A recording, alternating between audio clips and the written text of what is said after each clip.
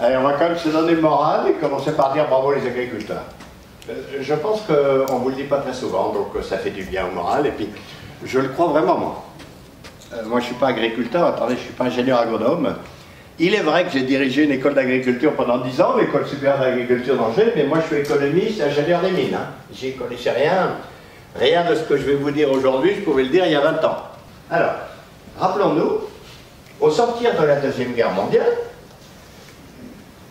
c'est bourré d'agriculteurs. Vous êtes encore 8 millions.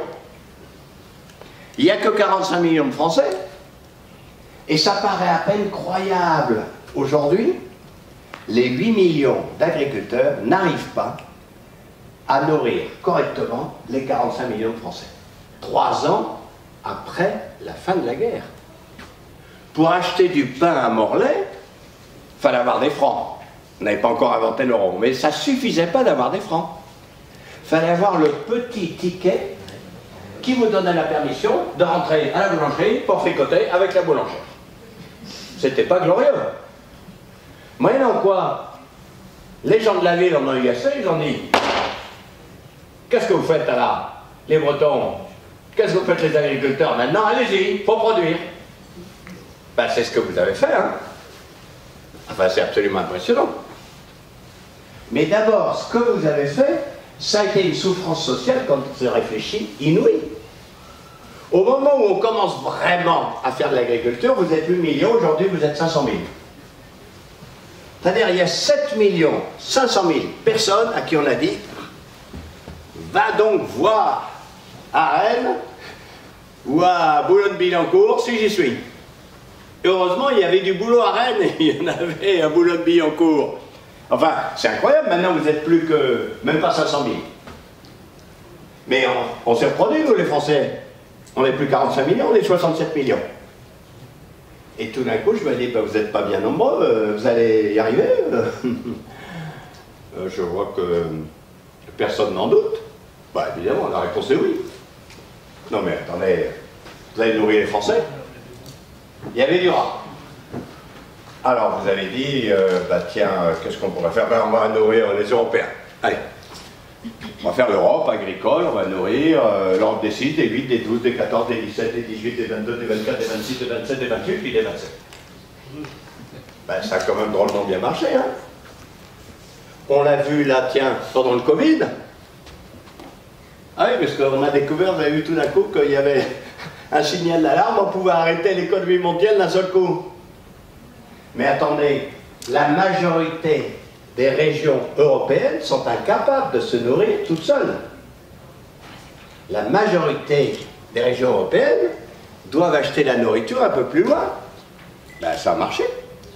On est 440 millions d'Européens, tout le monde a mangé. Donc c'est pas mal. Et alors, il y avait encore du rat. Alors on a dit, ben, on va commencer à exporter. Hein, on a même été faire des ports, vous êtes même devenus des armateurs, incroyable, le dynamisme des agriculteurs. Et puis il y avait encore du rab. Alors on a inventé un truc absolument inouï dans l'histoire du monde, quand on y réfléchit. On a dit, bon allez, je vous paye pour arrêter. Je vous paye pour arracher vos arbres fruitiers. Je vous demande de mettre des terres en jachère, etc. C'est inouï. Bon, enfin ça n'a pas duré. Et ça ne va surtout pas durer, surtout en ce moment avec la guerre. Bon, mais aujourd'hui, chacun d'entre vous nourrit 100 personnes. Moi, je dis, merci, bravo. Quand j'étais jeune, dans les années 60, nous n'étions que 3 milliards sur Terre. Nous n'étions que 3 milliards. Et puis alors, je ne sais pas vous, combien vous avez fait d'enfants, enfin, on s'est... Ah ben, on a travaillé jour et nuit, hein. Moi j'ai fait 4 garçons, moi tout seul, avec mon épouse, voilà. La population était multipliée par 2,5. On est passé de 3 milliards à 6 milliards 7. Mais en 1960, on ne mangeait pas si bien. Alors on se retourne vers les agriculteurs, on leur dit, mais attendez, vous ne pouvez pas augmenter un peu la production parce qu'il va falloir nourrir les enfants quand même. Et bien c'est ce que vous avez fait. La population a été multipliée par 2,5. On a commencé par la nourriture de base. Hein. Allez, la nourriture des Chinois, multipliée par 3,5. La nourriture des Européens, multipliée par 3,5. La nourriture des Américains, multipliée par 5. Alors 5 parce que Ouais, le maïs avant c'était qu'en Amérique et puis tout le monde s'est mis en faire, donc c'est beaucoup. Mais quand on y réfléchit, il y a beaucoup plus de chances d'avoir un bol de riz en Chine aujourd'hui qu'avant. Il y a beaucoup plus de chances de manger du pain aujourd'hui en France qu'avant. Et regardez, même les légumes. Un jardin potager, il y en avait depuis des millénaires. Hein. On a multiplié par 4,6. Autrement dit, moi je dis quand même bravo les agriculteurs. On mange beaucoup, beaucoup mieux sur une planète de 6 milliards 700 millions d'habitants que quand il y en avait 3 milliards. Alors arrêtons de nous faire peur, c'est vrai qu'on va arriver à 10 milliards. Enfin, on a fait le plus gros. Ce qui reste à faire est beaucoup moins important que ce qui a été fait. Et vous avez assuré comme des bêtes. Alors voilà, on mange. Et attention, c'est pas en augmentant la taille de la ferme. Mais il se trouve que on érode, on pollue, on stérilise, on urbanise plus de terre que ce qu'on met en culture. Ce qui fait que la taille de la ferme monde n'augmente pas. Et on cultive à peu près toujours autant de surface pour le plus important, qui est les céréales. On a toujours à peu près 200 millions d'hectares de blé, 200 millions d'hectares de maïs, 100 millions d'hectares de riz. Ça n'a pas changé. On a augmenté massivement la production, sans augmenter le nombre d'hectares. Ça veut dire qu'on s'est débrouillé pour faire des progrès colossaux, hein, et ça c'est vous, vos groupes, pour augmenter massivement la production par hectare. Alors, petit détour par un pays qui est quand même extraordinaire pour ma génération. Moi, quand j'étais enfant, mes parents qui voulaient bien m'éduquer me disaient « Bon, tu finis ton pain, hein, parce qu'avec tous ces Chinois qui ont faim, je me suis toujours demandé ce que les Chinois auraient fait de mon quignon. » Mais c'était vrai. À ce moment-là, la faim avait un pays, la Chine. Mao Tse-tung, je ne veux pas faire de jugement, mais enfin, il ne touchait pas sa bille en agriculture, grosso modo, hein, Mao Tse-tung. Bon. Il avait une idée folle, c'était des millions de morts de faim. Il pouvait y avoir 5 à 6 millions de morts de faim dans un seul pays en une seule année. Bon, et la Chine a dit, ça suffit comme ça. Alors, d'une part, on est trop nombreux. Vous vous souvenez combien ils étaient? 700 millions de Chinois, et moi, hein. Ils trouvaient que c'était nombreux. Alors Mao Tse-tung a dit, un enfant par femme, c'est tout, hein. Point final.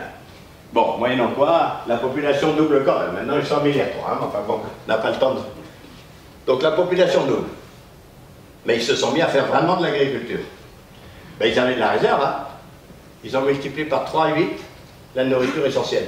Autrement dit, quand on double la population, mais qu'on quadruple la production de riz, il y a plus de chances d'avoir un bol de riz.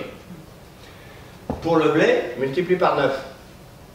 Ah ben pour les nouilles, il y a plus de chances d'avoir des nouilles. Bon, le maïs, ça compte pas parce qu'ils n'en faisaient pas, ils se sont mis à faire. Mais regardez, même les légumes. Alors c'est vrai que vous êtes des spécialistes de légumes à Saint-Paul-de-Léon, tout près d'ici. Enfin, c'est rien à côté de la Chine, hein. Ah ben si vous allez en Chine, vous voyez les marchés, il y a un nombre incroyable de légumes, on ne sait même pas comment ça se mange, quel goût ça a, si c'est cuit ou cru, etc. Ben, ils ont multiplié par 13. Enfin, ils ont bossé. Là, je parle aux spécialistes, ça ne se fait pas sans bosser. Moyennant quoi, on mange beaucoup mieux dans une Chine d'1,3 milliard d'habitants que quand il y avait 700 millions. Il n'y a pas photo. On mange beaucoup mieux sous Macron que sous De Gaulle. Il n'y a pas photo. De temps en temps, il faut prendre du recul quand même, hein. Bien. Et ça ne coûte plus rien. Du temps de De Gaulle, un ouvrier au salaire minimum, pour se payer 1 kilo de poulet, il faisait bosser 4h30, mine de rien. On n'avait pas fait énormément de progrès depuis la politique sociale du bon roi Henri IV. Vous savez, le bon roi Henri IV, il n'y avait pas d'élection. Enfin, il avait un slogan, lui, hein, la poule au pot, qu'il disait. Enfin, la poule au pot, le dimanche. Hein. Il était prudent, cet homme-là. Il ne s'est jamais exprimé sur le lundi. À ce tarif-là, on est content si on mange de la viande 1 fois par jour. Aujourd'hui, un ouvrier au salaire minimum, en 1 heure, il se fait 1 kilo de poulet. Alors moi, je dis merci. Merci, les producteurs de poulet. Vous avez quand même assuré un max. Mais il faut se rendre compte à quel point ça a changé. parce que maintenant c'est poulet le dimanche, côte de veau le lundi, rôti de porc le mardi, saucisse purée avec les enfants le mercredi, poisson le vendredi. Ça a complètement changé. Et ça ne coûte plus rien. Ah ben ils sont sans arrêt dans les journaux à dire, attendez, la nourriture ça coûte cher. Mais enfin c'est pas cher du tout. Ça ne coûte plus rien la nourriture. En 1960, quand on recevait son salaire, 38% du salaire, 38% de la richesse nationale, ça servait à se faire à manger. À ce moment-là, on dépensait plus de 2 fois plus pour se nourrir que pour se loger. Aujourd'hui, 14% ligne. Aujourd'hui, on dépense plus pour se loger que pour se nourrir. Et il y a même un truc absolument inouï quand on a réfléchi pour les jeunes. Les jeunes d'aujourd'hui, ils dépensent plus pour leurs loisirs que pour manger. Ils dépensent plus en téléphone portable, en sortie au cinéma, etc. Autrement dit, non seulement tout le monde mange à gogo, mais ça ne coûte plus rien. À peine 14%. Franchement, c'est pas beaucoup. Moi, je dis, merci, les agriculteurs bretons, c'est quand même sympa, voilà. Hein, non, c'est sympa ce que vous faites. Il y a de la bouffe à profusion. Les boulangeries sont pleines de pain, les boucheries sont pleines de viande, les crèmeries sont pleines de crème. Il y a des légumes partout, et en plus, ça coûte que dalle. On peut commencer à regarder le reste du monde. Nous, on dépense 14% de nos revenus pour manger chez nous. Et les autres, comment qu'ils font? Et on va regarder d'abord nos copains européens. Alors, nos copains européens, ça dépend où ils habitent. Parce que les pays qui aiment la bouffe en Europe, il n'y en a pas beaucoup, il n'y en a que 5. La Grèce, l'Italie, l'Espagne, le Portugal, la France. Les autres, les Hollandais par exemple. Je ne sais pas si vous avez été en Hollande, vous savez ce qu'ils appellent déjeuner, les Hollandais? Ce qu'ils appellent déjeuner, c'est prendre une tartine de pain de mie. Alors déjà, moi, dans le mot pain de mie, il y a le mot pain qui me choque. Mais enfin, bon, chacun son truc. Une tartine de pain de mie, un jambon carré, un fromage carré, un pain de mie carré, et ils mangent ça devant l'ordinateur, ils appellent ça déjeuner. Alors évidemment, dépensent une moindre partie de leur salaire en Hollande que chez nous pour manger, ils en sont à peine à 10%. Mais ceci dit, ils savent très bien à quoi s'en tenir. Quand on demande aux Hollandais où est-ce qu'on mange bien, ils disent à Morlaix. Ah ben personne dit Amsterdam, hein. Ils savent bien que c'est à Morlaix qu'on mange bien. Morlaix et grande banlieue, voilà. Donc voilà. Mais enfin, on arrive encore à peu près à se parler. Enfin, c'est difficile, la politique agricole commune, en partie à cause de ça. On ne met pas le même contenu sous le mot manger. Donc c'est difficile d'avoir une vraie politique ensemble. Mais chez les British, on comprend qu'ils ne sont pas tout à fait faits comme nous, quoi. Eux, c'est 8%. Il y a quand même une différence entre la Bretagne et la Grande-Bretagne, hein, quand on voit ça. Enfin, je ne sais pas si la gastronomie anglaise vous fait rêver, vous. Voilà, mais bon, ils sont vraiment pas faits comme nous. Alors attendez, il y a pire comme pas fait comme nous. Il y a M. Trump là-bas. Aux États-Unis, c'est plus que 6%. Vous savez, le pays où il y avait un drôle de blondinet qui invitait les chefs d'État à manger un hamburger avec du Coca-Cola à la Maison Blanche. Enfin, il trouvait que c'était bien, voilà. Les États-Unis, c'est 6%. En plus, il y a un truc qui est marrant, moins on dépense pour manger, plus on est obèse. Et donc, il paraît qu'on doit faire tout comme les États-Unis. Je ne suis pas sûr que ce soit un but pour les Français de dépenser 2 fois moins de notre revenu pour manger. Et de finir tous obèses, diabétiques à l'hosto. Je ne suis pas sûr. Mais, chez Poutine, c'est à l'ancienne. À l'ancienne. En Chine aussi.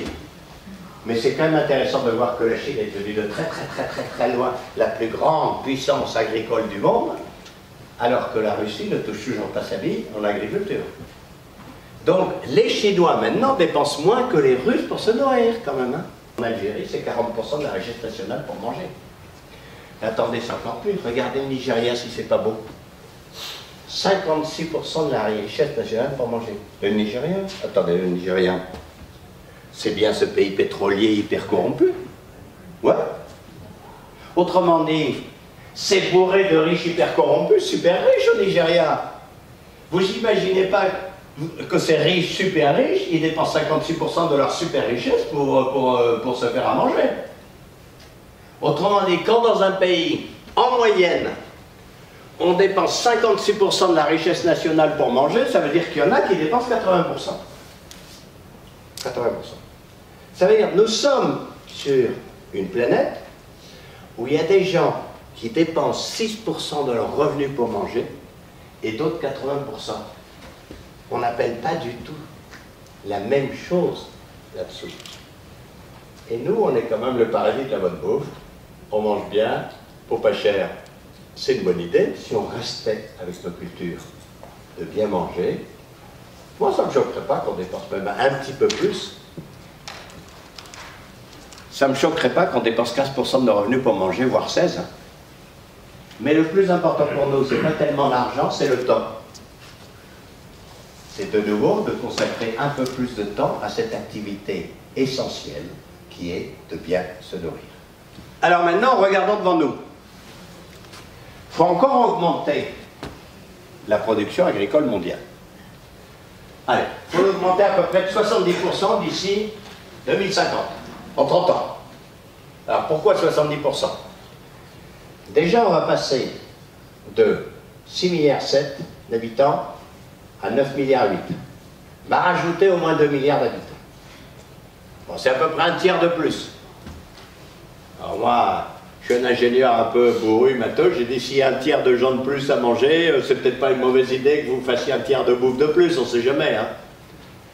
Alors ensuite, il y a un deuxième phénomène, c'est qu'il y a plus de riches, enfin de petits riches. Or, quand on était très pauvre pendant des siècles et qu'on a un peu d'argent, qu'est-ce qu'on fait? Ben, on achète de la viande, des œufs ou du lait.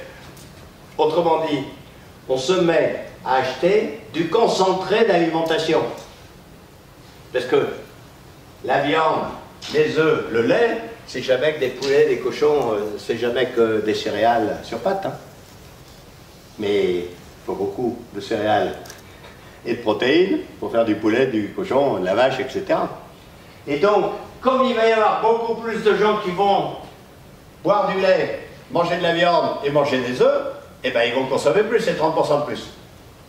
Et puis la réalité qu'on voit, c'est qu'on gâche énormément de nourriture, et puis on ne va pas s'éterniser là-dessus aujourd'hui, mais enfin, grosso modo, les riches gâchent plus de nourriture que les pauvres. Donc 30% parce qu'on est plus nombreux, 30% parce qu'il y a plus de riches, et 10% parce que les riches gâchent plus que les pauvres, encore 70% de plus. D'un côté, on dit, mais attendez, on a triplé, quadruplé, c'est 300-400%. Ben, ce qui reste à faire à côté, c'est mimi. Mais d'abord, ça dépend où on habite. En Afrique, il faudrait multiplier par 5. Ah là, ça devient sérieux. Ah ben oui. Si tout le monde mange comme un Français. Ah ben, si j'étais conseiller d'un homme politique africain, je ne recommanderais pas le slogan « Zébu frites pour tous ». Zébu frites pour tous, c'est impossible en Afrique. Non, c'est l'inverse. Je pense que c'est peut-être pas à nous de le dire, hein, mais on devrait leur dire « Vous êtes végétarien, restez-le encore un peu ». Parce que si les Africains restent végétariens, il faut quand même multiplier par 3 la production agricole en Afrique. Ben pourquoi? Ben, là-bas, ils continuent à faire des enfants, la population va doubler. Ce qui se passe en Afrique au XXIe siècle, ce qui s'est passé en Asie au XXe et en Europe au XIXe. Il faudrait tripler la production agricole en Afrique. C'est possible de tripler la production agricole? Ben, c'est quoi qu'ont fait les Bretons? C'est bien ça. Tripler la production agricole en une génération ou deux. Enfin, les Bretons, les Normands, allez, les Européens. En théorie, c'est possible. En pratique, ça se décarcasse pas aussi efficacement pour le moment en Afrique que ce qui s'est passé dans les années 50, 60, 70, 80 en Europe. Bon, donc, soyons clairs, au XXIe siècle, l'Afrique n'arrive pas à se nourrir correctement. Là, c'est vachement gai. En Asie, il faut doubler. C'est plus facile. Ils n'y arriveront pas non plus. Est-ce que les Asiatiques, contrairement aux Africains, ils sont déjà très bons en agriculture, pour la plupart. Sauf qu'ils ont très peu d'eau et très peu de terre. Autrement dit, il faut réaliser quand même cette donnée géopolitique de base. Au XXIe siècle, l'Afrique ne mange pas sa faim, l'Asie ne mange pas sa faim, c'est vachement gai hein, comme conférence. Heureusement, il y a l'Amérique. En Amérique, il y a encore beaucoup de réserves de terre et beaucoup de réserves de productivité. Alors, ne passons pas trop de temps à protester contre les paysans brésiliens. C'est vrai qu'ils nous escagassent. Enfin, le rôle du paysan brésilien, c'est pas d'escagasser le breton. C'est de nourrir les Brésiliens plus Shanghai. Et on a quand même intérêt à ce que Shanghai mange. Mais en Europe, ça va. Enfin, il faut se rendre compte qu'en Europe, on mange trop. Et on ne fait plus d'enfants. Alors, qu'est-ce que c'est que cette escroquerie intellectuelle de dire vous allez augmenter massivement la production alors qu'on mange trop et qu'on ne fait plus d'enfants? Mais non. L'Europe, c'est un îlot complètement spécifique dans le monde. Il faut augmenter massivement la production agricole mondiale et en Europe, on peut la maintenir. Mais il n'y a pas de raison de la doubler. En Europe, il faut produire plus et mieux avec moins. Allez, autant, il faut produire mieux surtout. Et le problème, c'est que les groupes de progrès agricoles, vous les avez vécus. L'augmentation faramineuse des rendements, ça c'est un phénomène des années 50 aux années 90. Le problème, c'est qu'on se repose sur ses lauriers et que depuis 30 ans, les rendements n'augmentent plus. Basta. Point final. Autrement dit, cette agriculture très moderne, le tracteur, les semences, les insecticides, les engrais, les herbicides, l'arrosage, tout ça, ça a super bien fonctionné. Les inconvénients de cette agriculture, toute mécanisée, toute artificialisée, ont rattrapé ces avantages. Et maintenant, on n'arrive plus à augmenter. Autrement dit, c'est pas si simple. Puisqu'en fait, ceux qui sont devenus très bons en agriculture n'arrivent pas à produire plus. Et ceux qui ne sont pas encore très bons en agriculture, c'est très difficile pour eux, parce que ça fait des dizaines d'années qu'ils n'y arrivent pas. Alors, il y en a qui disent, et notamment chez vous, j'ai vu qu'il y a une commission bio, il n'y a qu'à passer au bio. Ben, le problème, c'est que quand même, le bio a le même inconvénient que le chimique. Le blé chimique, vous voyez, il est d'une remarquable stabilité, autour de 70 hectares, ça ne bouge plus. Ça bouge en fonction des incidents climatiques, ça ne bouge plus. Et le blé bio, en vert, il est aussi d'une remarquable stabilité, ça ne bouge pas, autour de 30. Ni l'un ni l'autre n'arrive plus à progresser. Donc, il va falloir faire quelque chose. Donc, il produira, je vais enfoncer les portes ouvertes. Hein. De temps en temps, c'est bien que quelqu'un qui vient de l'extérieur enfonce des portes ouvertes. Voilà, ça c'est la Bretagne. Vous êtes 3 300 000, paraît-il. 5% de la population française. Vous faites 52% des porcs, 21% des veaux, 33% des poulets, 42% des œufs, 29% du lait, 80% des choux-fleurs, 80% des ingrédients et les tomates. Ah ben en ce moment, surtout depuis le confinement, on dit qu'il faut manger local. Ah ben, si les Bretons mangent tout ça, bon courage, hein. Sauf qu'ils mangeront quand même un peu de chocolat et de banane en plus, hein. Mais enfin bon, je veux dire, enfin, j'enfonce des portes ouvertes, mais si les Bretons doivent manger tout ce que vous produisez, ça va pas le faire. C'est pas qu'ils vont devenir obèses, c'est que ça va exploser. Mais c'est pareil pour les autres. Que feraient les viticulteurs du Bordelais avec leur lait, avec leur vin, s'ils devaient vendre tout leur vin à Bordeaux? Mais c'est pareil pour les melons de Charente, les céréaliers de la Beauce, les betteraviers, etc. Faut arrêter de dire oh, ça y est, le local et tout. Mais enfin, c'est vachement bien le local chaque fois qu'on peut. Mais enfin, n'exagérons pas. Regardez, ça c'est Paris vue d'avion. Ils sont quand même 12 millions. 12 millions. Ils se mangent quand même allez, bien 1 kilo de nourriture solide, je ne parle pas du liquide. Bon, avec les épluchures et les gâchis, allez, plutôt 2. Ils sont 12 millions. Et ben voilà. Allez, 20 000 tonnes par jour. Alors, Vous y croyez, vous, au local, en Île-de-France? Vous y croyez que les camarades agriculteurs d'Île-de-France, ils vont produire 20 millions de tonnes de bouffe par jour? Enfin, attendez, c'est une vaste rigolade.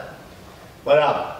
Je veux dire, les Parisiens mangent parce qu'il y a des milliers et des milliers de camions énormes qui vont tous les jours à Rungis.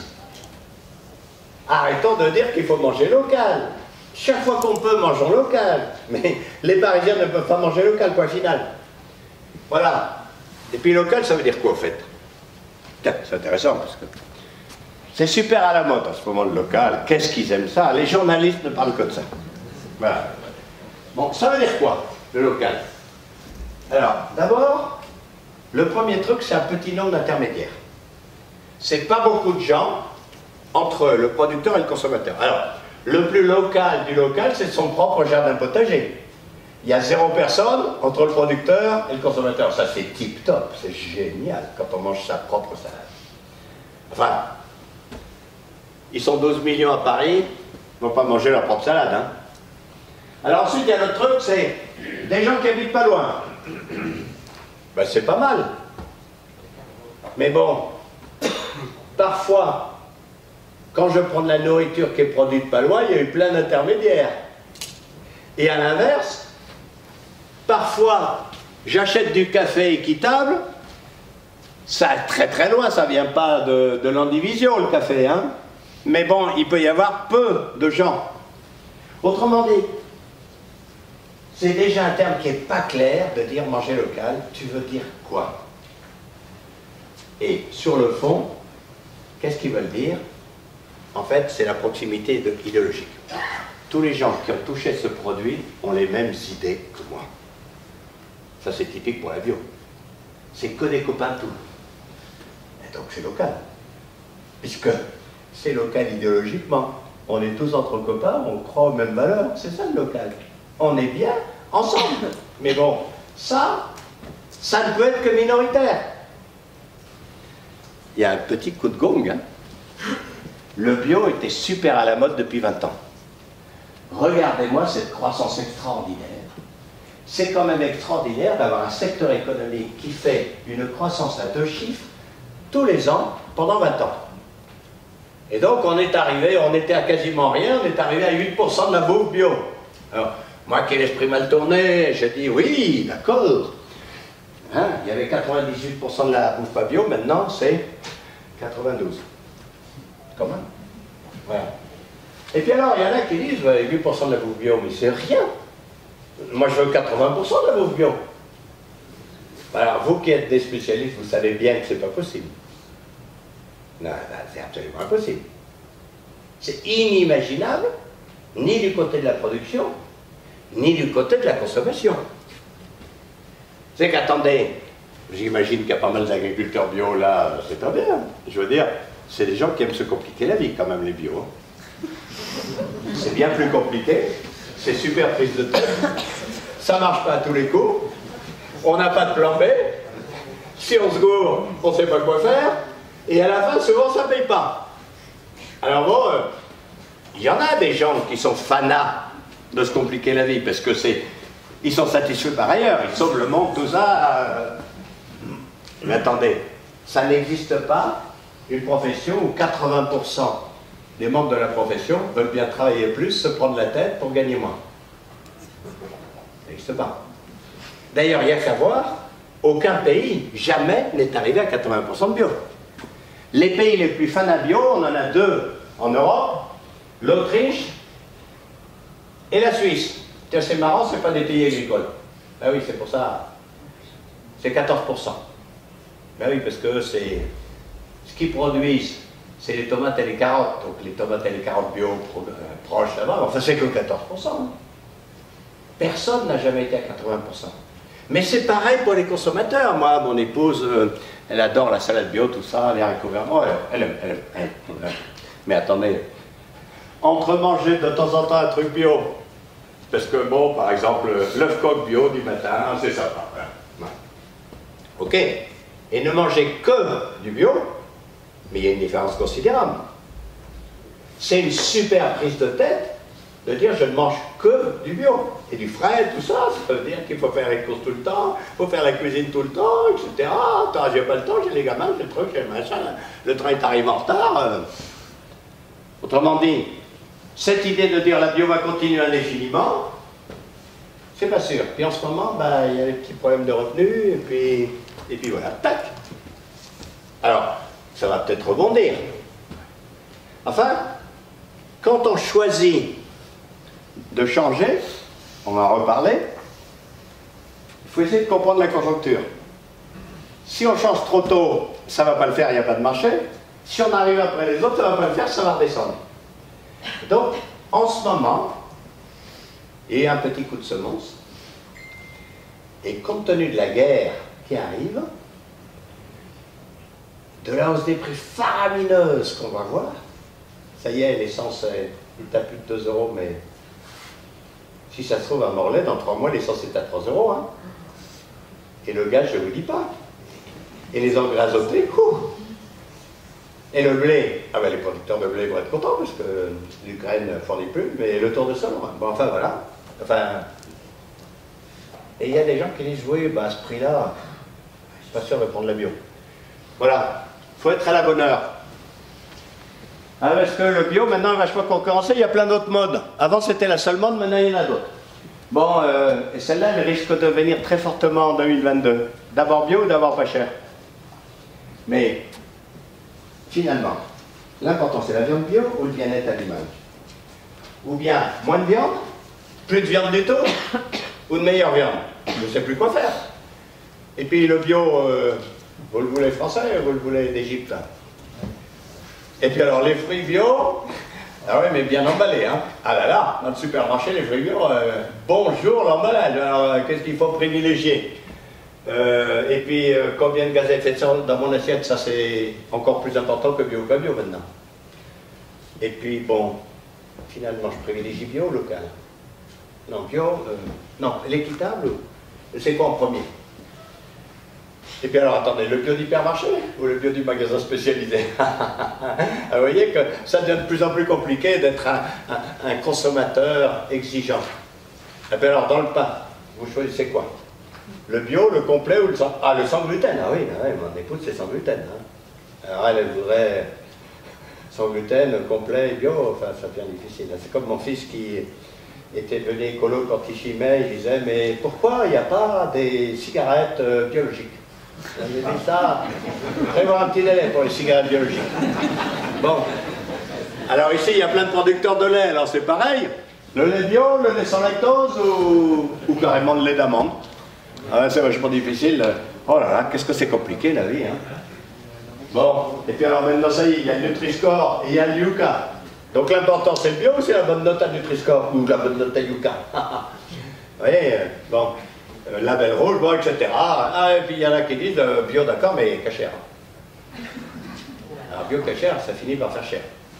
Voilà. Et puis il y en a qui disent, bon, bah, bio d'accord, mais enfin, si on me garantit sans résidus, ça va. Autrement dit, quand on se met dans la tête du bobo parisien, la vie est de plus en plus compliquée. Et il ne faut pas croire que tout le monde est monomaniaque pendant 50 ans. Et donc, bon, je suis désolé si je désespère les agriculteurs bio ici, il n'y a pas que la mode bio maintenant. Donc il va falloir réagir en fonction des idées dominantes. Et puis, c'est une erreur de penser que c'est important notre produit, parce que notre produit, le produit brut, c'est une toute petite partie des achats des Parisiens. Les Parisiens, ils achètent des produits transformés. Voilà. Bon, les produits vraiment bu tels quels. Allez, le lait, les fruits et légumes, c'est à peine 20%. Tout le reste, ça passe par la case industrie, transport, transformation, conditionnement, emballage, supermarché. Et du coup, nous, on est une toute petite partie de cette chaîne. Voilà. N'empêche que vous faites un beau métier. Parce que pour vivre en paix, c'est quand même pas mal de manger à sa faim. Alors, du temps du général de Gaulle, ils ont commencé par dire, bon ben attendez, à la fin, quand j'ai tapé la main sur la table, là, ça va pas quoi. Il y avait des tickets de rationnement. On voulait du pain. On voulait du pain, on voulait du lait, hein, Madès France donnait du lait aux enfants, on voulait, voilà, à la base, un peu de viande, pommes de terre frites. L'ouvrier allait à l'usine, non plus pour gagner son pain, mais pour gagner son beefsteak. Ensuite, il est retourné pour mettre du beurre dans les épinards. Puis une fois qu'il a eu le pain, le beefsteak, les épinards et les fruits et légumes, il a dit, je suis un peu obèse, on va commencer à baisser, voilà. Donc vous voyez, rien n'est jamais complètement stable. Mais ensuite, De Gaulle et Adenauer, ils ont fait des grandes embrassades en disant, si on a fait en Europe, on va continuer à se faire la guerre. Bon, on a fait la guerre 17 fois aux Anglais, 15 fois aux Italiens, 20 fois aux Espagnols, 3 fois grave de chez grave aux Allemands. Bon, ça va, il n'y avait plus que les Belges. Bon, enfin, bon, franchement, faire la guerre aux Belges, on a dit, il n'y en a pas un autre qui a une autre idée. Et ils ont dit, allez hop, on va faire l'Europe. Et quelque part, le deal, c'était les Bretons font du rab pour nourrir les ouvriers de chez Volkswagen qui nous vendent des Volkswagen.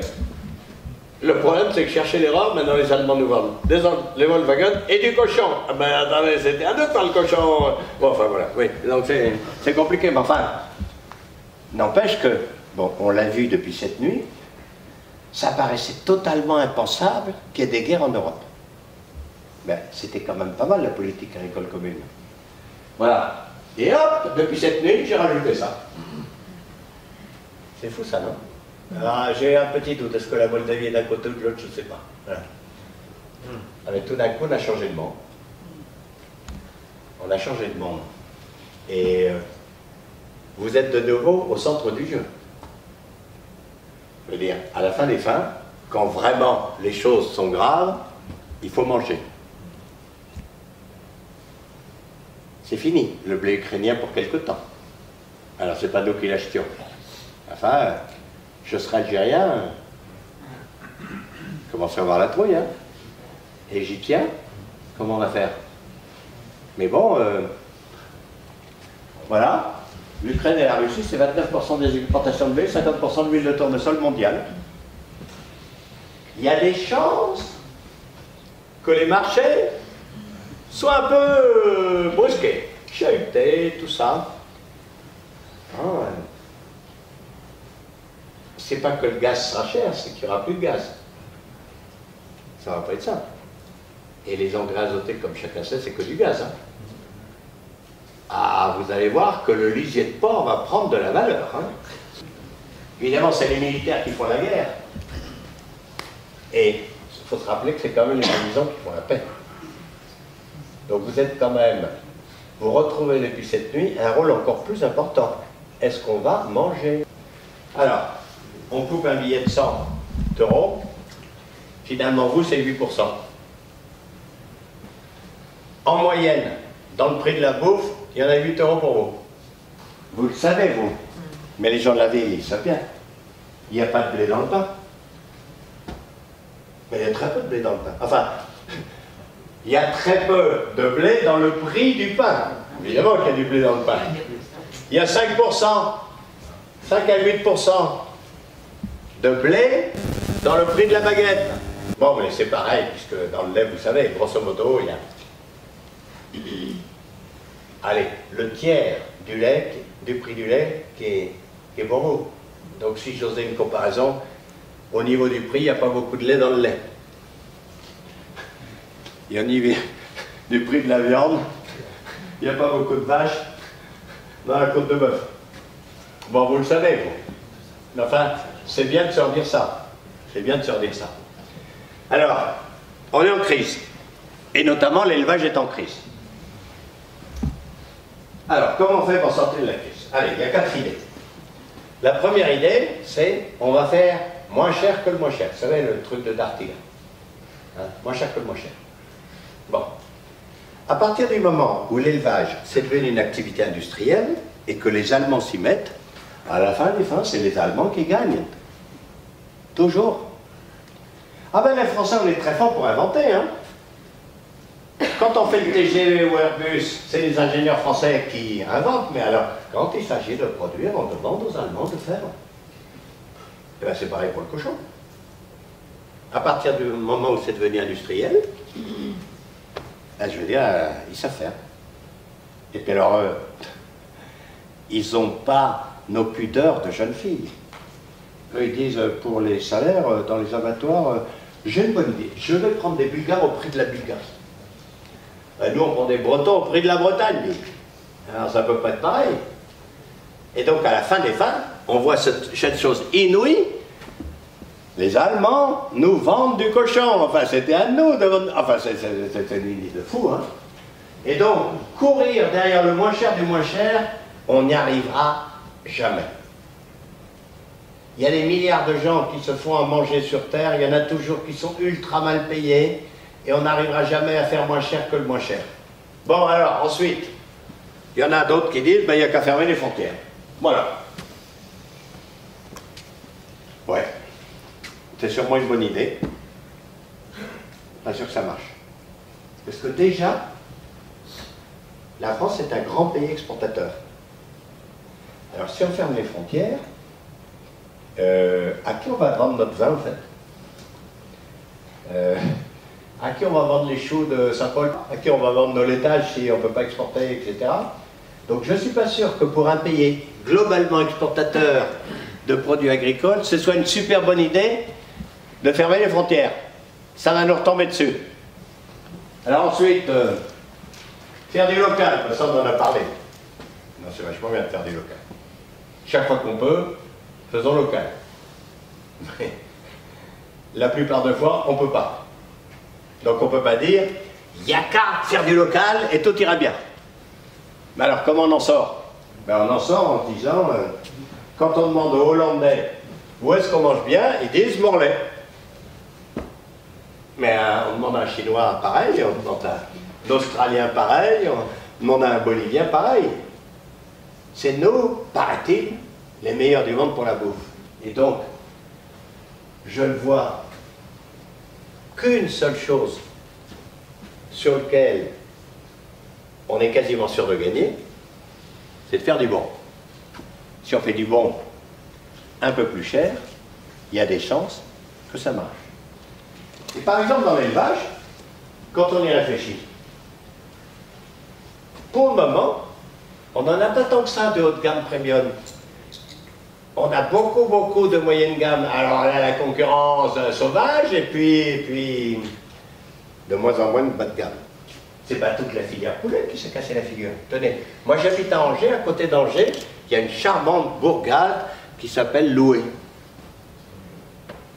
Tout le monde se loue du poulet à louer. Tout va bien. Mais c'est quoi leur modèle à eux? Ils disent, ah bah oui. D'accord, on mange moins de poulet, mais alors, quand on en mange moins, on veut que le poulet, paraît-il, est gambadé dehors, qu'il ait prélevé lui-même un verre de terre pour se régaler, et voilà. Eh ben, il n'y a pas de crise dans le poulet de Loué, il y a poulet et poulet. Quand on mange moins de poulet, on veut que le poulet ait eu un peu d'extase dans sa vie et sorti un verre de terre tout seul. Mais c'est pareil quand on va dans le lait. Quand on va en Franche-Comté, ils disent « Vous me parlez de quoi? C'est vrai, il y a une crise dans le lait? Ah mais chez nous, en Franche-Comté, tout va bien. » Ah ben oui. Et donc, quelque part, on se dit peut-être qu'il y a des choses à voir comme ça. On peut surtout essayer de faire de la qualité. Et toutes les qualités, vous avez vu, c'est pas forcément que la bio, hein. Oh là là. Toutes les modes possibles et imaginables. Et voilà, on devrait peut-être être comme ça. Voilà, moins, mieux, élevé avec des végétaux français sous signe de qualité vendu plus cher. Parce que vous savez, on a vu que les frontières peuvent se fermer. Allez, quand je vous dis, les éleveurs bretons devraient n'élever que des animaux nourris avec des végétaux, oh, pas bretons, allez, français, on respire un grand coup. Ah ben oui. Je ne suis pas sûr que le soja continue à arriver indéfiniment et à bas prix. Pour avoir du revenu, ben, il faut plusieurs revenus. Pour avoir du revenu, il vous faut plusieurs revenus. Votre premier boulot, c'est nourrir l'humanité. Bon, c'est normal qu'on vous paye pour ça. Mais il y a tellement de concurrence On ne gagne pas assez notre vie sur ça. Mais vous avez un deuxième boulot, c'est refroidir la planète. Ce boulot-là va prendre de plus en plus d'importance. Je ne sais pas si on aura le temps d'en parler, mais la planète se réchauffe, vous savez ça. Monsieur Trump n'est pas là. Vous savez que la planète se réchauffe, même en Bretagne. Bon, oui. Bien. Il va donc falloir produire malgré le réchauffement de la planète. Et il va produire sans réchauffer la planète. Mais c'est encore mieux. Comme l'humanité est complètement irresponsable et continue à balancer des gaz à effet de serre, ben, il y a une autre idée qui est à dire ce carbone, on ne peut pas l'attraper et puis le remettre dans le sol. Ben, c'est qui peut faire ça? Ah, attendez, c'est pas les coiffeuses, hein? Alors, c'est pas les banquiers, c'est pas les marchands de téléphones portables. Comment on fait pour prendre le carbone et le remettre dans le sol? Ben, on plante des haies, on couvre le sol en permanence, c'est vous, hein? Et ça devient tellement important que peut-être qu'un jour, vous aurez des revenus avec votre deuxième métier, refroidisseur de planète. Ce sera bien de produire de l'énergie aussi. Et puis, des choses qu'on n'avait pas l'habitude de faire. Tiens, si on faisait du légume et de l'électricité. Mais attendez, même les fruits. Alors, pas tellement votre truc, mais vous avez vu, avec le réchauffement de la planète, l'an dernier, au mois de mars, il a fait super chaud. Les vignes, les arbres fruitiers ont cru que ça y était. Et puis, toc, au mois d'avril, il a gelé. Ben, c'est normal qu'il gèle au mois d'avril. Tout le monde sait qu'il gèle jusqu'au sein de glace en avril. Donc l'erreur, c'était pas qu'il a gelé au mois d'avril, c'est qu'il avait fait chaud au mois de mars. Allez hop, 50% de vignes en moins, 50% de fruits en moins. Et je me dis, on fait de plus en plus de légumes sous serre. Je me demande si dans 15 ans, on ne fera plus que des fruits sous serre. Pourquoi on fait tellement de légumes et jamais d'algues? Mais attendez, il va falloir passer aussi aux algues. Vous savez qu'au Japon, les Japonais mangent 7 kilos d'algues par an, autant que nous de la salade. Parmi les algues brunes, il y en a une qui est super, on en donne paraît-il 5% à la vache et elle arrête d'éructer et de péter le méthane. Ben, c'est peut-être une bonne idée d'avoir des vaches qui dégagent moins de méthane en mangeant un petit peu d'algues. Mais dans ce cas-là, il faut la produire. C'est pas en Alsace qu'on va produire les algues, hein. C'est plutôt en Bretagne. Voilà. Et puis si vous faites des légumes, ben, peut-être qu'on peut faire légumes plus poissons. On ne sait jamais. En tous les cas, s'il y a une région de France où on doit faire du poisson et des légumes, pareil, c'est pas la Lorraine. C'est pas dans le Massif central. C'est forcément là où on connaît les poissons et là où on connaît les légumes. C'est forcément chez vous. Non, mais il faut arrêter de pêcher, il faut élever les poissons. On a beau faire des règlements en disant arrêtez, arrêtez, restez au port, ne prenez pas le dernier poisson, si, il n'y aura plus de poissons dans la mer. Donc si on veut du poisson, il faut l'élever. Et est-ce que vous savez qu'on mange plus de poissons élevés que de poissons pêchés dorénavant?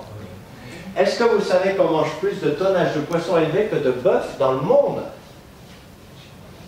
C'est impressionnant, hein?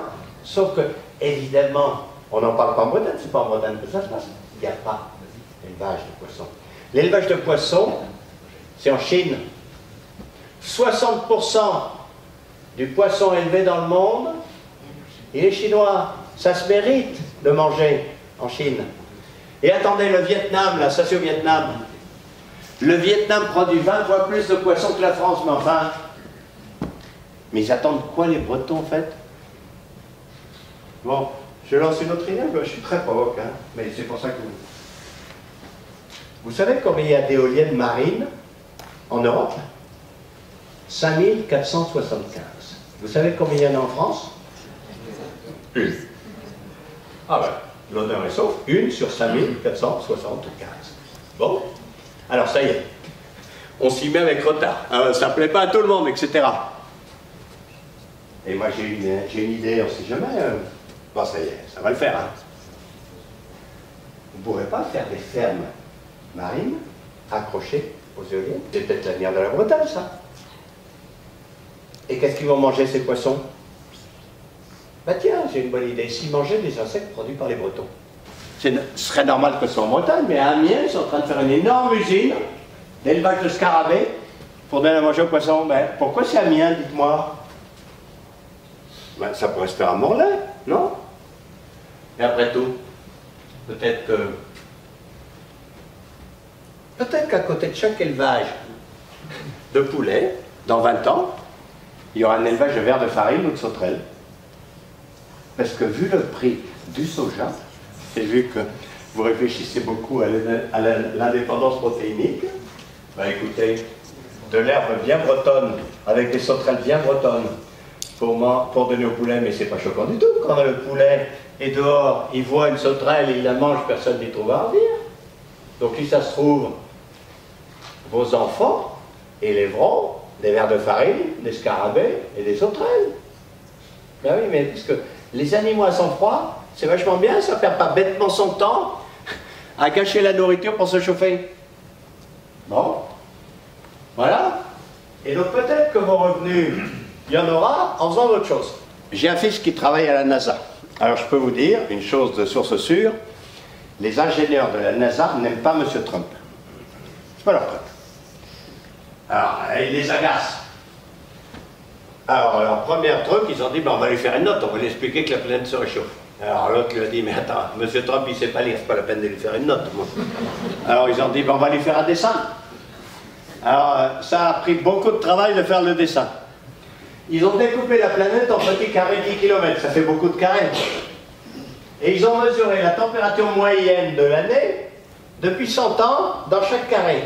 Les années froides sont plutôt derrière nous, les années chaudes, elles sont plutôt devant nous. Il y en a qui disent, c'est pas vrai. Ne négligeons pas le fait que ça pourrait être vrai. Il y en a qui disent, c'est peut-être vrai, mais c'est pas de ma faute. Hein. Ne négligeons pas le fait que ça pourrait être aussi de ma faute. Et alors, l'agriculture, elle est extrêmement concernée par le réchauffement climatique parce que c'est la seule activité qui est 3 fois concernée. D'abord, c'est la principale victime. Soyons clairs. Qui est-ce qui utilise la pluie? Qui est-ce qui a peur de la grêle? Qui est-ce qui a peur des inondations? Qui est-ce qui a peur des sécheresses? Qui est-ce qui a peur des ouragans? Qui est-ce qui a peur des maladies, des épidémies? Ah ben c'est pas les marchands de téléphone portable, c'est vous. Donc vous êtes les principales victimes. Alors, il y a pire que les Bretons. Déjà, ça vous touche. Enfin, au Burkina Faso, bien. Mais ensuite, malheureusement, vous êtes une des principales causes, parce que le quart des gaz à effet de serre, c'est la bouffe. Donc non seulement il faudra produire malgré le réchauffement climatique, mais il faudra essayer de produire sans réchauffer. Et puis, c'est là qu'on a dit, c'est vous qui pourrez refroidir la planète. Alors, dans la catégorie, vous êtes victime, allons-y, je donne que les titres. Des cyclones de plus en plus violents, des canicules de plus en plus fréquentes, la disparition des deltas fertiles, l'avancée des déserts, de moins en moins d'eau ou trop d'eau, plein de risques sanitaires, l'immigration des cultures, les baisses de rendement, c'est une grande gaieté. Enfin, d'abord, on est mieux à Angers ou à Morlaix qu'à Ouagadougou et à Bombay. Hein. Et il y a un truc très intéressant, c'est que la France, question réchauffement climatique, elle est coupée par une ligne qui va de Bordeaux à Valence. Au sud de cette ligne, quoi qu'il arrive, on produira moins. Au nord de cette ligne, si on arrive à se décarcasser, et vous avez vraiment besoin de réabris pour bien réfléchir, pour vous décarcasser, pour y arriver, il est possible qu'on produise plus. Quand je vais dans le Béarn, ou dans l'autre Garonne, je dis l'eau dans la Garonne l'été, c'est ça qu'il n'y aura pas. Il n'y aura plus de glaciers dans les Pyrénées, il n'y aura plus de l'eau dans la Garonne l'été, alors pour arroser le maïs, ça va. Le blé souffrira des canicules. Parce que dans le temps, il y avait moins de canicules, c'était au mois d'août. Maintenant, les canicules arrivent au mois de juin, le blé, il fait trop chaud. Les oliviers en difficulté, le vin de plus en plus alcoolisé, la forêt des Landes s'est terminée. En 1999, il y a eu une tempête, 25% au tapis. On a replanté, 10 ans après, en 2009, une tempête, 40% de ce qui restait au tapis. Et moi je dis, il faut combien de temps pour récolter un pain maritime? Ben, 40 ans. Qui est-ce qui va se lever, lever la main droite et dire, je jure qu'il n'y aura pas de tempête pendant 40 ans? J'ai dit, excusez-moi là, pourquoi vous replantez des arbres Donc vous savez que vous ne les récolterez pas. Est-ce que vous avez compris que la menuiserie, c'est fini dans les langues? Ouais, qu'est-ce qu'on peut faire à la place? Ben, il n'y a qu'à relire les fables de La Fontaine. Il faut mettre un truc qui plie, mais ne rompt pas. Ben, je sais pas, les taillis à croissance rapide, par exemple, pour faire de l'énergie. Mais enfin, la menuiserie, c'est fini. Ça n'affecte pas beaucoup la nourriture, mais c'est juste pour dire que même dans un pays tempéré, comme chez nous, les changements avec le réchauffement climatique, ils vont être considérables. Et puis, ben voilà, on produit chacun 12 tonnes de gaz à effet de serre, dont 2,5 tonnes dans l'assiette. Donc on ne peut pas ne pas regarder le fait que l'assiette, elle réchauffe la planète. Alors, je vous rassure, les hommes ici présents qui aiment le tracteur, vous aimez le tracteur, moi d'accord. Mais c'est pas le poids du tracteur. Bon, c'est que 10%. Nous, notre spécialité, c'est les gaz bien pires que le gaz carbonique. C'est le méthane, et notamment les paies et les rots des vaches. Le problème, c'est que le méthane, il réchauffe la planète 23 fois plus que le gaz carbonique. Donc, quand votre vache pète et rote 1 tonne de méthane, c'est comme si le tracteur avait érupté 23 tonnes de gaz carbonique. Et surtout, le pire du pire, c'est le protoxyde d'azote. Lui, il est 300 fois plus polluant. 1 tonne de protoxyde d'azote, c'est comme 300 tonnes de gaz carbonique. Et ça, c'est notamment les engrais azotés. Bien, ce qui fait que le légume frais de saison locale, il fait 20 fois moins de gaz à effet de serre que le légume importé par avion du Kenya. Mais en ce moment, c'est l'époque de la carotte. C'est pas l'époque du haricot vert surgelé du Kenya. Il faut savoir ce qu'on veut dans la vie, mais c'est vachement bon la carotte. Bon, j'ai mon petit effet chaque fois à la Saint-Valentin, en disant arrêtez les roses à la Saint-Valentin quand même. Qu'est-ce que c'est que ça, les roses à la Saint-Valentin? Mais enfin, arrêtez. Enfin, vous en avez vu des rosiers en fleurs, vous, en France, en février? Les roses à la Saint-Valentin, c'est comme si vous offriez des cerises. Elles ont été faites au Kenya. Elles sont venues en avion, ensuite en bateau, etc. Ben, elles puent le kérosène. Il faut arrêter les roses à la Saint-Valentin, c'est tout. Bon, enfin, excusez-moi, on s'énerve. Mais c'est pareil, il faut arrêter les haricots verts frais au mois de février. Il faut manger des choux et des carottes. Et puis alors, excusez-moi, mais le bœuf carotte, 90 fois plus de gaz à effet de serre dans la tranche de bœuf que dans la carotte. Hein. Une vache et une bagnole, même combat. À la bagnole, allez, 15 000 km à 112 grammes de CO2 par kilomètre, elle émet 1,7 tonne de CO2 par an. La vache, c'est pas tant que ça. Elle n'émet que 65 kg de CH4, mais il faut multiplier le CH4 par 20, par 23.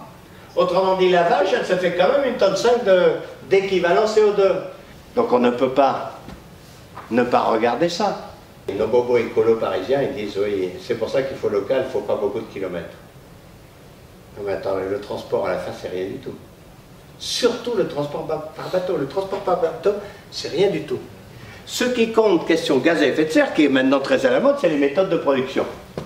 Si je prends juste le gaz à effet de serre, à partir de maintenant, de la fin du mois de février, la pomme fraîche du Chili, qui est arrivée par le canal de Panama, elle est moins chargée en gaz à effet de serre que la pomme de Normandie qui a fait 6 mois dans un frigidaire.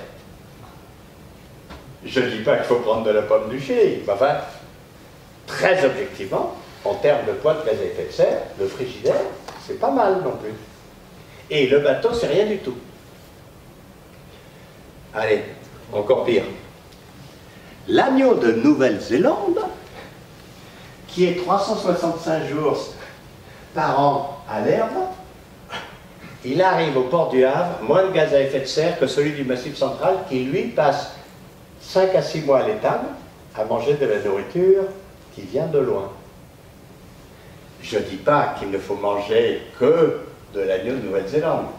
Mais ce que je veux dire, c'est que les méthodes de production, c'est le plus important, question gaz à effet de serre. Ce n'est pas le transport qui compte. Mais ensuite, donc, d'un côté, on dit il faut manger moins de viande, mais ça dépend quelle viande. Voilà, je ne sais pas si vous en mangez souvent, le double cheeseburger.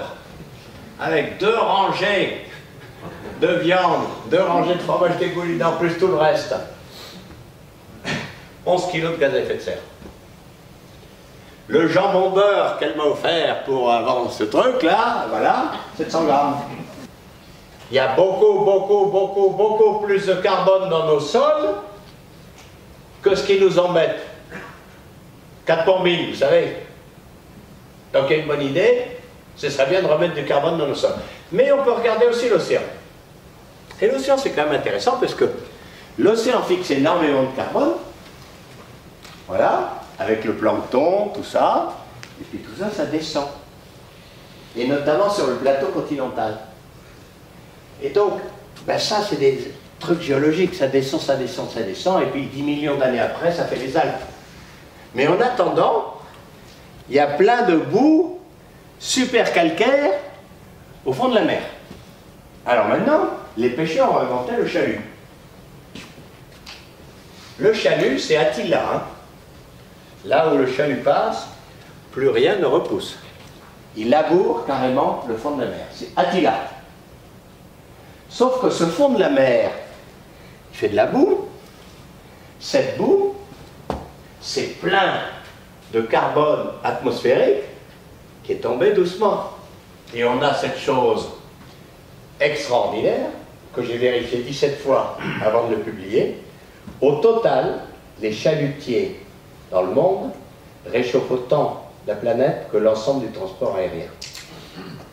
Alors c'est pas le poète-poète du chalutier, c'est le fait que le chalutier, quand il gratouille le fond de la mer, il remet le gaz carbonique qui a mis des centaines, voire des milliers d'années. Et donc c'est une raison de plus pour se dire, il faut peut-être passer de la pêche à l'élevage de poissons. Un autre truc de la NASA. Alors, là, ce truc, c'est sur une année. Sur 365 jours, on va regarder la concentration de gaz carbonique. Et on va regarder à quoi servent les paysans. Ta-ta-da, ta-da-ta-ta, à quoi servent les paysans, je vous le demande. Voilà. Alors, nous sommes au mois de janvier. Il fait chaud dans l'hémisphère sud, ils sont peinards. Mais il fait froid dans l'hémisphère nord, donc les cheminées crachent, les usines crachent, on se chauffe, on balance du gaz à effet de serre. Regardez, on est au mois de mars, on est complètement pollué, ça devient de plus en plus irrespirable, etc. Bon, au mois de mars, allez donc en Afrique du Sud ou en Argentine. Oh là là, au mois de mai, c'est épouvantable, et puis hop, vous entrez en scène. Vous dites, tiens, surtout c'est le printemps. Et les plantes, qu'est-ce qu'elles vont faire? C'est sympa les plantes, elles nous prennent ce gaz carbonique et le transforment. Regardez-moi ça. Elles nous nettoient. On est au mois de juillet et ça se termine au mois d'août. La planète est quasiment nettoyée. Bon, il y a des feux de forêt, là ils font brûler la forêt, etc. Mais nous on est peinards. C'est quoi la différence? Et on voit la complémentarité. Les hommes sont complètement irresponsables. Ils passent leur vie à mettre du gaz carbonique dans l'atmosphère et les paysans leur sauvent le coup. Sauf que chaque année ça recommence, les paysans arrêtent de bosser et au mois de décembre de nouveau, on en est là. Et donc finalement, vous êtes des acteurs énormes du réchauffement climatique. Parce que quand vous avez bien bossé au mois d'août, la Terre est nettoyée. Quand vous arrêtez de bosser, la Terre est polluée. Autrement dit, vous êtes quand même des acteurs majeurs de chez majeurs de la lutte contre le réchauffement climatique. D'où cette idée, vous ne pourriez pas en faire un tout petit peu plus pour nous sauver la mise, parce que de l'autre côté, on est de plus en plus irresponsables. Mais du coup, ça me paraît légitime à terme que vous disiez, d'accord, combien tu payes? Ben, c'est normal, on va tous crever. Donc tôt ou tard, bon, pas tout de suite. Vous avez vu là, le film Don't Look Up, hein, ça, je ne sais pas si vous l'avez vu, mais ça, bon, on risque de tous crever. Enfin moi ça va. Moi j'ai 73 ans, j'habite à Angers, la planète va me terminer peinard. Je suis l'heureux grand-père de 7 petits-enfants. Et je ne peux pas les regarder les yeux dans les yeux en disant, mais moi je m'en fous, je suis peinard, la planète va me terminer peinard. Enfin, quel est le monde qu'on leur donne? vous êtes des acteurs absolument centraux de ce monde, c'est vous qui pouvez arranger le coup. Tôt ou tard, il faut vous débrouiller pour qu'on vous paye pour ça. Alors, quand j'ai pris la direction de l'École supérieure d'agriculture d'Angers en 2001, j'étais le 14e directeur d'une école qui avait été créée en 1898 et je me suis aperçu que ça faisait 100 ans que c'était toujours pareil. Toujours plus de terre, toujours plus d'eau, toujours plus de pétrole, toujours plus de chimie, toujours plus de tracteurs, toujours plus de gaz à effet de serre. Trop facile. Trop facile. Le problème, c'est que j'étais le premier directeur du XXIe siècle et pour moi, tac! Tout d'un coup, c'est moins dit. Moins de terre, moins d'eau, moins de pétrole, moins de chimie, moins de tracteurs et moins de gaz à effet de serre. J'ai dit, ah, c'est là que ça commence à devenir intéressant. Parce que tous mes prédécesseurs, ils disent, je te fais plus avec plus. Et moi, il va falloir faire plus avec moi. Et en plus, allez, on était un peu complaisants, mais souvent c'était plus et moins bien avec plus. Et maintenant, ils sont très exigeants pour faire plus et mieux avec moi. Ah ben là, il y a du boulot pour les agris. Hein. Il va falloir se décarcasser. Et alors, comment on fait? Eh ben, on va revoir la merluture. Et notamment les bio. Alors, le problème des bio, c'est qu'ils se haïssent entre bio. Ah non, mais les querelles de famille, mais c'est les pires. Ah non, parce que dans la famille bio, je suis sûr que les agriculteurs bio vont m'en vouloir, il y a deux familles. C'est les cousins éloignés, mais alors ils ne s'aiment pas du tout. Oh là là, ils ne s'aiment pas du tout. Alors, il y a les bien dégagés sur les oreilles, hein, notamment ceux qui sont très nombreux, United States of America. Ils disent alors, il faut produire plus, mais sans glyphosate. Ah, mais comment tu fais sans glyphosate? Sans néonicotinoïdes, sans engrais azotés, sans tracteur, mais comment tu fais? Et alors c'est là que le savant fou arrive en disant, mais je t'arrange le coup. Je te mets la fonction dans l'OGM et les OGM sont arrivés. Succès mondial, applaudissements sur toute la Terre, incroyable. Oui, enfin... Mais bon, du point de vue géopolitique, c'est clair. En Amérique, OGM 1, anti-OGM 0. En France, moustachu 1, OGM 0. Faites-vous pousser la moustache. Bon, d'accord. Donc on sait ce qu'on ne veut pas en France. Et alors qu'est-ce qu'on veut? Non, on veut que tout continue comme avant. Ça, c'est pas possible, ça. C'est pas possible que tout continue comme avant. Dans un monde qui change à toute vitesse, c'est pas possible que tout continue comme avant. Alors, quand on change, on prend des risques, mais ne pas changer dans un monde qui change à toute vitesse, c'est sûr de se planter. Bien. Alors, d'où cette idée, d'accord, il faut être écolo, mais intensif. Les deux, c'est très provocateur, hein. Ah oui, on a 10 milliards de gens sur les bras, il faut en faire de la bouffe. Ce qu'on a appris dans les écoles d'agriculture, c'est qu'il faut produire beaucoup. Alors, tu ne fais pas confiance à la nature, parce que la nature, c'est pas fiable du tout. Hein. La grêle, les ouragans, les sécheresses, le vent, la canicule, tout ça, non. Moins on utilise la nature, mieux c'est. Alors, on va tout remuer, mettre des poudres blanches, violettes, jaunes, un peu bleu, ce sera beaucoup mieux.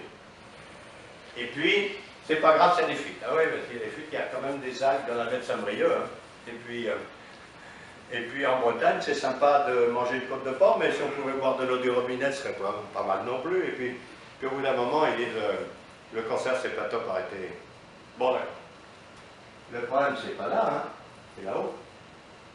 Parce qu'en fait, toutes nos techniques supposent un accès régulier à des produits non renouvelables. On va voir ce qu'on va voir avec la guerre qui démarre. Je ne vous dis pas le prix de la tonne d'azote, hein. Bon, enfin, on va voir. Autrement dit, c'est là-haut que ça doit se passer. Alors, la société vous demande beaucoup de choses différentes. Elle nous dit, il faut faire des rendements parce qu'on est nombreux. Si tu pouvais séquestrer du carbone et reproduire la planète, ce serait une bonne idée. Un peu de biodiversité parce qu'il n'y en a plus. L'environnement, parce que quand même, en Bretagne, il y a du tourisme, c'est sympa que ce soit sympa. De l'emploi, parce qu'il n'y en a plus à Paris. De la qualité, parce que quand même, la qualité. Ouais. Tu peux peut-être serrer un peu. Allez, quelques idées. Alors, la chimie, c'est un truc génial pour la siècle. Elle a inventé 4 trucs extraordinaires. Alors, premier truc, je te nourris les plantes l'engrais. Les plantes bien nourries, travaillent bien. Deuxième chose, je te souhaite les plantes le fongicide. Ben, les plantes, c'est pareil, c'est comme nous. Quand c'est malade, ça ne bosse pas. Troisièmement, C'est moi le patron, hein. C'est moi qui décide que ce qui pousse. Herbicide. Et, quatrième truc, j'ai bossé toute l'année, c'est moi qui récolte. Alors, il y a un inventeur extraordinaire, c'est l'inventeur du fil de fer barbelé. Génial. Depuis qu'on a inventé le fil de fer barbelé, les grosses bêtes ne se mettent plus dans mon champ. Le problème, c'est que les petites bêtes, elles le travaillent à la chip. Génial la chimie. Grâce à ça, on est passé de 10 quintaux à 80 quintaux hectares.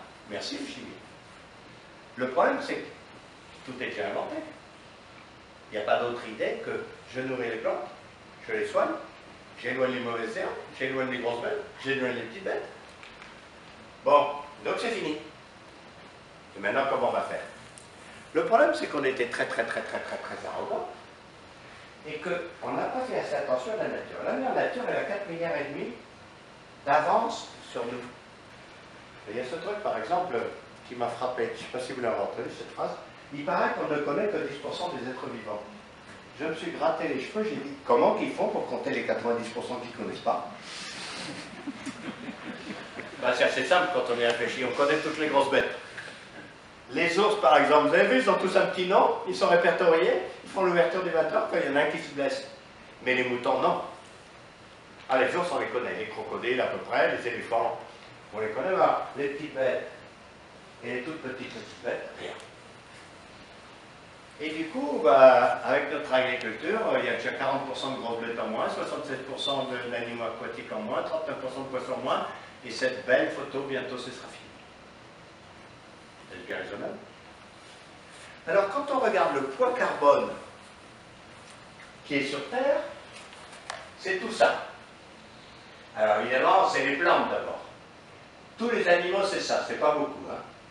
Et quand je développe les animaux dans un grand carré, ça c'est tous les animaux, et les hommes, c'est ça. Donc nous, l'humanité, on représente ça de ça. Ça nous remet à notre place. Surtout quand on apprend que les crevettes arctiques pèsent autant que l'humanité.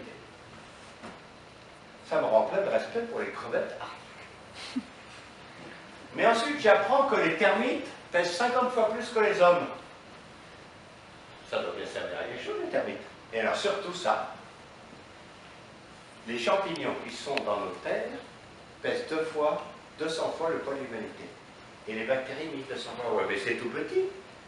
Mais c'est tout petit, les 1200 fois le poids de l'humanité sur seulement 3 mètres. Est-ce que c'est? Ça doit bien servir à quelque chose. Et tout d'un coup, on doit prendre conscience, même moi qui ai dirigé une école d'agriculture renommée pendant 10 ans, on ne connaît que dalle.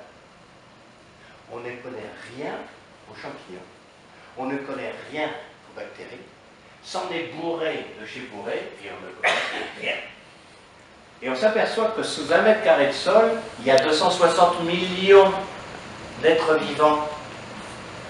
260 millions. Dans une cuillère à café de sol, il y a 4000 espèces de bactéries et 2000 espèces de... Espèces, hein? Avec chacune plein de bébés. Autrement dit, dans une cuillère à café de sol, c'est des dizaines, voire des centaines de milliers d'êtres vivants. Vous en connaissez combien? Que dalle. Et en fait, notre agriculture dite moderne, c'est une agriculture d'ignare. On ne connaît rien, donc c'est pour ça qu'on remue tout. Mais c'est pareil que la médecine. Il paraît que j'ai encore 100 millions de neurones, bien que je sois raplapla. Quand je vais voir mon médecin, je lui dis, vous en connaissez combien? Rien. Ben comment vous pouvez faire médecin si vous ne connaissez pas ce que j'ai dans la tête? Et, tenez-vous bien, on vit des époques extraordinaires, c'est seulement maintenant qu'on va faire connaissance. C'est grâce au progrès gigantesque de l'informatique, d'Internet, de l'infiniment petit, que ça y est, on dit « Oh, bonjour petite bactérie, comme tu es mignonne. Comment tu t'appelles? Moi c'est Bruno Parmentier Saltimbanque. À quoi tu sers au fait? Je ne peux pas t'aider à faire ton travail de bactérie. » Ben si. Nous sommes à l'an 1 de l'agriculture. Nous avions une agriculture d'ignare, on va enfin faire connaissance. Ben, par exemple, les insectes, maintenant, ce sera la contraception d'insectes. La contraception d'insectes, c'est bien mieux que l'extermination des insectes. On fait des chiffres comme ça, et puis l'insecte mâle est un peu troublé, n'arrive plus à trouver la femelle. Ben, ça s'arrête là. Quelques grammes de contraceptifs, ça pollue beaucoup moins que des kilos d'extermination. Et puis pareil, 200 gosses par exemple, je ne fréquente pas que vous, hein, je fréquente tous les autres. Ils m'ont dit, ben l'engrais, Et c'est quoi l'engrais de demain? Le paysan va me donner un seau de terre. Je vais extraire toutes ces bactéries, je vais les multiplier, je vais lui vendre à prix d'or, un bidon, dopé avec ses propres bactéries. Alors il va les mettre, tu vas voir que tu vas voir. Le problème qu'il dit, c'est qu'il faut faire la bactéritothèque. Parce que dans le champ de Jean-Paul, ce n'est pas les mêmes bactéries que dans le champ d'André, qui n'est pas les mêmes que dans celle de Françoise. Oui, c'est qu'il y a plein de bactéries.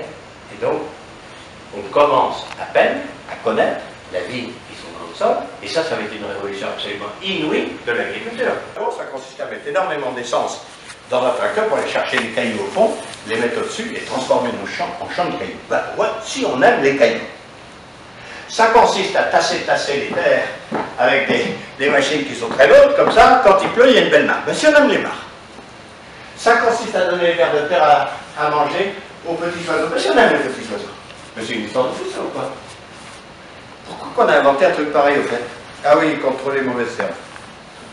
Oui, les mauvaises herbes. Oui, ils s'en foutent. Attendez, les mauvaises herbes, c'est coriace de chez Coriace, ça. Ça fait 3000 ans que tous les paysans du monde ont déclaré la guerre totale, sans prisonnières, toutes les mauvaises herbes. On les arrache, on les brûle, on les empoisonne, on les tend. Elles sont toujours là. C'est dire si elles sont coriaces. Et parmi la coriacité des mauvaises herbes, il y a cette coriacité incroyable. La graine de mauvaise herbe, elle peut séjourner 5 à 7 ans dans le sol sans pourrir. Et comme le labour, c'est un truc d'addict, de bien drogué, allez, la première année, ciao les mauvaises herbes, tout va bien. Mais l'année d'après, bonjour les mauvaises herbes de l'an dernier, bienvenue au club. Elles sont intactes, elles ne sont pas pourries maintenant. Donc c'est une méthode quand même très très primitive d'éliminer les mauvaises herbes, de les enfouir un an alors qu'elles peuvent être enfouies peinard pendant 5 ans. En ce moment, si par hasard on prend l'avion, ce que j'essaie de ne pas faire, une bonne partie de la France est marron. Vous avez vu le soleil tout à l'heure? Alors c'est particulièrement visible dans les champs de blé. Le paysan récolte son blé le 15 juillet.